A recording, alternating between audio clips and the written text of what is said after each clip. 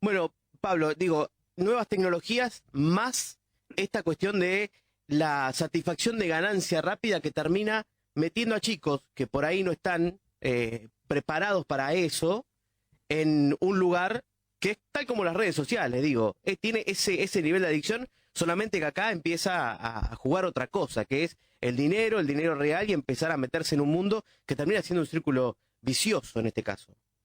Acá tenemos la combinación de dos factores que hay que analizar. Por un lado, la adicción a las pantallas y por otro lado, justamente la adicción que puede generar un juego de azar. Así que tenemos ese problema, que hoy las aplicaciones de apuestas, muy recomendadas en las camisetas de los jugadores de fútbol, en los cortes entre partidos, en las canchas, en las mismas aplicaciones de los teléfonos, que recomiendan que no apueste nadie menor de 18 años, que en realidad tampoco a los 18 años un joven está preparado para comprender a qué lo puede llevar la ilusión del azar.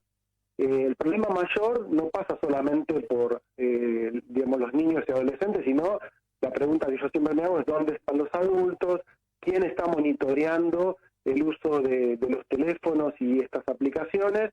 Y entendiendo que todos tenemos de alguna manera alguna adicción, y ahora vamos a explicar la diferencia entre, cómo se define una adicción, ¿no? Porque la gente está escuchando, explicarle que no tiene que ver con el uso, que paulatino, sino que cuando hablamos de una adicción es cuando ya hay un abuso.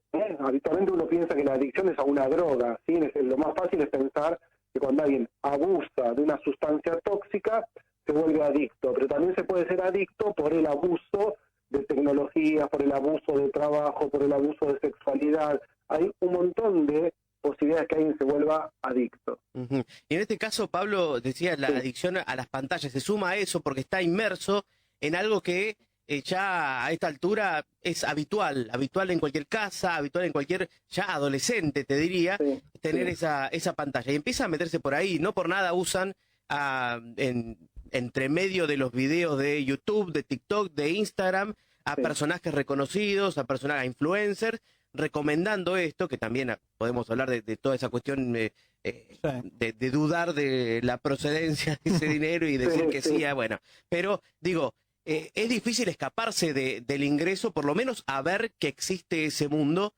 y es un paso más de la inteligencia, del marketing, de aquellos que quieren lucrar con esto, ¿no? Por supuesto, y aparte la población que es más vulnerable es la de adolescentes, porque es una etapa de formación. En general, podemos pensar que un adulto tiene la capacidad de amortiguar un montón de efectos y de comprender algunas cuestiones que todavía en la etapa adolescente cuesta por el hecho mismo de que están en desarrollo.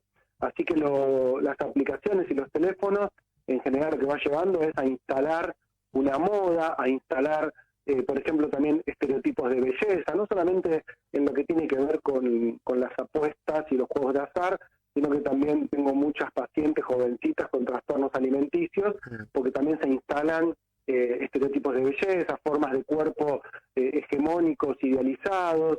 Así que hay que estar muy atentos porque es el mayor problema que estamos teniendo en la sociedad hoy es el uso de los teléfonos. Los teléfonos nos aíslan, los teléfonos uno cree que esa es la realidad, lo que se ofrece a través de las pantallas, y en general es lo que termina pasando es que estamos en esta problemática donde terminan cayendo también víctimas de estas problemáticas adictivas. Hay casos acá en la zona, un intento de suicidio y otro suicidio, y chicos metidos con prestamistas. De muchas escuelas me han consultado porque se va complicando y hay que rápidamente detectar a tiempo, y eso depende de las casas y las escuelas. Sí, hablaba recién de estos estereotipos que también se forman, digo, es cada vez menor la llegada de chicos con problemáticas primero a la terapia, pero digo, al problema en sí, porque antes, qué sé yo, pasaba esta cuestión, pero uno lo veía en la televisión, las revistas, para apostar incluso tenías que ir al casino, no encontraba la llegada de internet, y ahora la inmediatez de las pantallas, imagino que que empieza un poco más temprano esto. Sí, todo, digamos, esta es una sociedad que no está poniendo ningún tipo de filtro. Quizás cuando uno era joven había otro tipo de filtro. No estoy a favor de filtrar todo y que un joven no tenga acceso a nada, pero que una niña de 8 años jugando con el teléfono tenga acceso a material pornográfico, realmente es una falla grave del sistema de crianza, de cuidados. Hay que tener mucho cuidado cuando se da un teléfono a una niña o un niño. Hay que tener mucho cuidado cuando los adolescentes están muy aislados con el teléfono, pero también en las parejas, en el grupo. Vos vas a un bar y ves cuántos grupos de amigos o amigas o parejas que están con los teléfonos. Se está tornando la mayor adicción, si bien el tema que nos convoca hoy tiene que ver con las apuestas en jóvenes, pero el mayor problema no son las apuestas, sino el uso desmedido de los teléfonos celulares, el aislamiento de los adultos también, y por lo tanto la falta de cuidados. Me decía el otro día un paciente una frase muy enigmática. El hijito, muy chiquito, de unos 6 años, le dijo, no, hola, pa, no, hola. Le estaba diciendo que no use el teléfono, claro, porque el papá agarraba cada rato el teléfono, hola, no todo el tiempo una persona, un empresario, y el nene le estaba pidiendo que deje el teléfono, claro, el propio hijo. Entonces tengamos cuidado porque es una prótesis ya del ser humano, el celular, pero también es un imperativo social de control social, ¿eh? Entonces hay que tener muchísima atención y detectar a tiempo este uso para que no se torne un abuso y por lo tanto una adicción. Sí. ¿Qué tal, Pablo? Alejandro Gómez te saluda. ¿Cómo estás, Alejandro? Bien, muy bien. El tema de las apuestas, bueno, se ha visto ya en varios lugares del mundo, incluso en Inglaterra se prohibió la publicidad sí, en el fútbol inglés, ¿no? Sí. Aquí al revés, aquí llegó hace poco, ¿no? La publicidad. Sí. ¿Se está notando cada vez más aquí en la Argentina esto que viene de afuera de los adolescentes apostando y en todo caso, ¿qué hay que hacer? Hay que prohibir la publicidad, hay que tener más control, es por el diálogo, ¿por dónde pasa? Sí, a mí me parece que la prohibición instala más el deseo. Yo no creo que pase por una prohibición. Siempre va a pasar por un monitoreo por parte de los adultos de crianza y las instituciones que inviten a reflexionar, porque el adolescente, y ustedes lo fueron y yo lo fui, siempre es transgresión. Es decir, no, es natural que un adolescente quiera transgredir, quiera apostar, quiera sacar dinero, quiera ganar dinero fácil, más en un momento de tanta crisis de modelos, crisis ideológicas. Mucha dificultad está teniendo la población adolescente en pensarse en un futuro. Antes uno pensaba una profesión y podía cursar, ahora está en crisis la educación, está en crisis ese futuro. Entonces hay que trabajar desde una esperanza activa e invitar desde las casas y en los colegios y en las instituciones y los medios, ¿no? Porque también esto que estamos haciendo ahora, si bien a veces seguramente va a ser difícil que escuche un adolescente, seguramente del otro lado tenemos mamás y papás y docentes, y siempre es eso, ¿no? La formación es desde los adultos, invitar a pensar que detrás de todas estas aplicaciones de apuestas hay una gran trampa, ¿no? Nadie se termina salvando, es excepcional quien realmente se salva con un billete de lotería. La mayoría de la gente contribuye a la riqueza del inventor de todo esto, ¿no? Volviendo a antes, decías, vamos a aplicar la adicción. ¿Dónde está el límite entre el juego y cuando se convierte en adicción? Claro, como todo, ¿no? El uso de lo que sea, ¿no? También a veces a veces me consultan papás porque hay un adolescente que lo descubrieron tomando marihuana, ¿sí? O tomando alcohol. Digamos que hay que tener cuidado porque lo que empieza siendo a veces un coqueteo puede terminar siendo una adicción. Siempre hay que tener en cuenta que un menor de edad no tiene la capacidad de amortiguar los efectos que tenga una apuesta o alcohol o marihuana o lo que sea, ¿no? Esto para empezar a pensar siempre que hay que monitorear en cualquier lugar donde empiece a experimentar un hijo o una hija.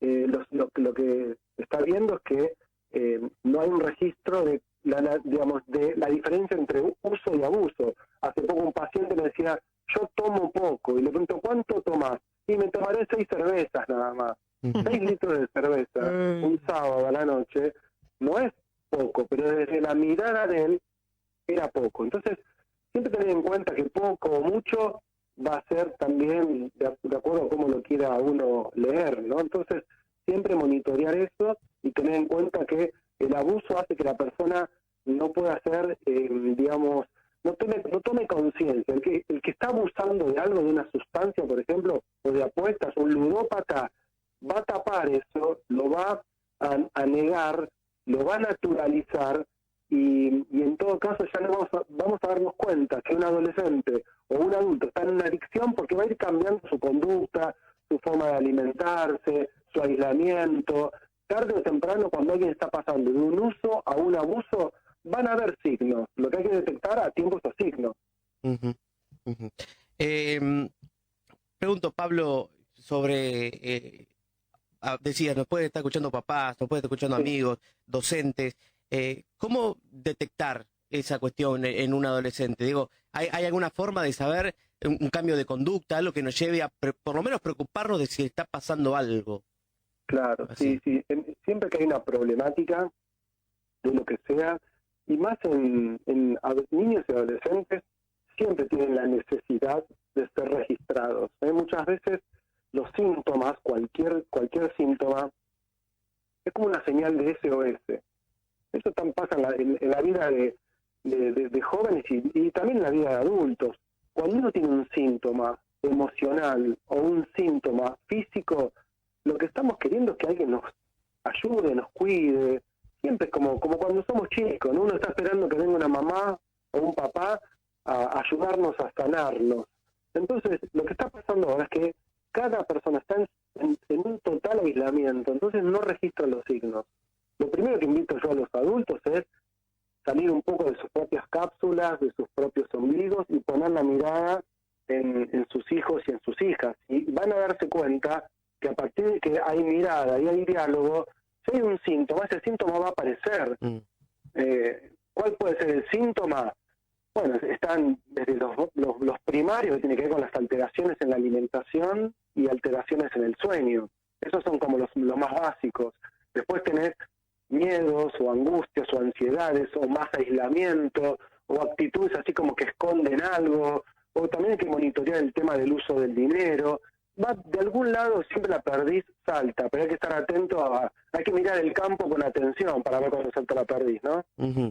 Y siempre a reflexionarlo también ayuda, y como decís, esto puede también empezar con un granito de arena de este lado, de la palabra, y de empezar a salir un poco de la cápsula y empezar a ver al otro. En este caso estamos hablando de niños y adolescentes. Pablo, gracias por la conversación.